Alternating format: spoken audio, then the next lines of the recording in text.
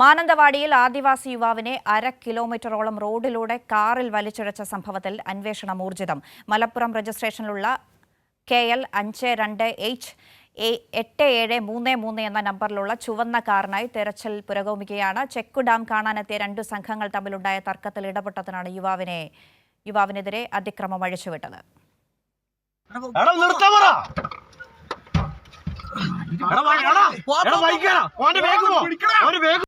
ഇന്നലെ വൈകിട്ട് 5:30യോടെയായിരുന്നു സംഭവം. ചെക്ക് ഡാമിന് സമീപമെത്തിയ 2 കാറിലുള്ളവർ തമ്മിൽ വാക്കുതർക്കമുണ്ടായി. പിന്നീട് റോഡിൽ വെച്ച് ഉറക്കെ അസഭ്യം പറഞ്ഞത് നാട്ടുകാർ ചോദ്യം ചെയ്തു. ഇതിനിടയിൽ കല്ലുമായി ആക്രമിക്കാനൊരുങ്ങിയ യുവാക്കളെ തടയാനെത്തിയ മാദനെ സംഘം ചേർന്ന് മർദ്ദിക്കുകയായിരുന്നു. മർദ്ദനത്തിന് ശേഷം കാർ മുന്നോട്ടെടുത്തു പോകുന്നതിനിടെ മാദന്റെ കൈ കാറിന്റെ ഡോറിൽ കുടുങ്ങി. എന്നാൽ ഇത് വകവയ്ക്കാതെ മാനന്തവാടി പുൽപ്പള്ളി റോഡിലൂടെ 1/2 കിലോമീറ്ററോളം മാദനെ കാറിലുള്ളവർ വലിച്ചിഴയ്ക്കുകയായിരുന്നു.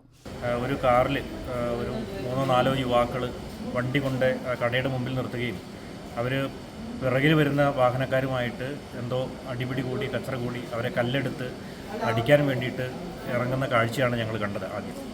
അപ്പോൾ ഇത് തടയാൻ വേണ്ടിയിട്ട് ശ്രമിച്ച ഒരു ആദിവാസിയായിട്ടുള്ള മാദൻ എന്ന് പറയുന്ന ആളെ വണ്ടിയിലേക്ക് ഉന്തിക്കൊണ്ടുപോവുകയും വണ്ടിയിലേക്ക് ഡോറിലേക്ക് കൈ ഉള്ളിലേക്ക് പിടിച്ച് ഒരു 1/2 കിലോമീറ്ററോളം ദൂരത്തിൽ ടാർട്ട റോട്ടിൽ കൂടി അതിവേഗത്തിൽ വലിച്ചുകൊണ്ടുപോയി. അരയ്ക്കും കൈകാലുകൾക്കും പരുക്കേറ്റ മാദൻ നിലവിൽ മാനന്തവാടി മെഡിക്കൽ കോളേജിൽ ചികിത്സയിലാണ്.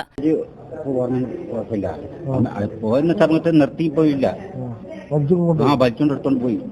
എനിക്ക് എന്താ ഭാഗത്ത് കുറച്ചങ്ങെത്തി കഴിയുമ്പോഴത്തേന് ഇവരൻ ഈ ഡോറിന്റെ കുറച്ച് തുറന്നേച്ച് എന്നിട്ട് നിർത്തിയില്ല, എന്നോട് തള്ളിട്ടേച്ച് അമ്മരെ വണ്ടി എടുത്തിട്ട് പോയി.